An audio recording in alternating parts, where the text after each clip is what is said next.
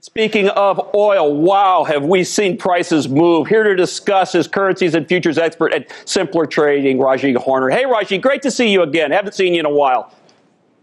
Thanks, Bart. Great to be back. So I'm so excited because there are like all these stories, and we've tried to cover it. We've done a good job, but I really wanted your take on a few things. First, before we get to those things, do you have any comment on AMLO and the policies on energy so far at his new presidency there in Mexico? His policy right now has just been he's steadily campaigning. He's got an approval rating of over 80%.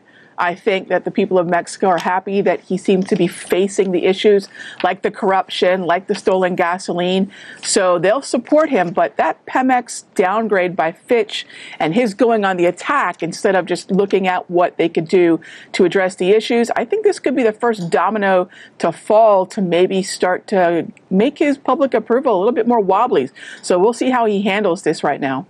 That's why I wanted to ask you, because I knew you'd have a great answer. Thank you so much. All right, so we also need to talk about a huge another issue. Brent crude, which is traded at ICE Futures Europe in London, just a while ago, an hour and a half ago or something, reached a 2019 high above $65. Last I looked at it was $65.50 per barrel. What do you make of it? And does it have anything to do with those reduced production numbers from OPEC from earlier in the week that we expected figures, and these were even below those anticipated? The Saudis have been overachieving. They were looking at just over 10.3 million barrel production. That was the agreement to cut the production down to that level.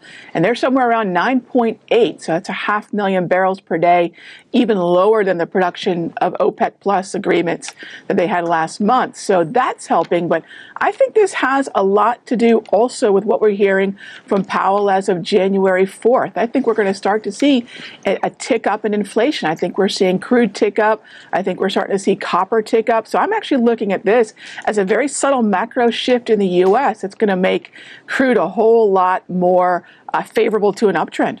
Raghee, what do you make of the whole Venezuela circumstance? Beyond the humanitarian crisis that's probably looming, because the sanctions that we're looking at are much more Iran-like than probably even initially perceived. So Feb 1, we found out that we're not only placing sanctions, but there are tankers sitting, offshore because PDVSA wants payment first, and they're afraid of not being paid.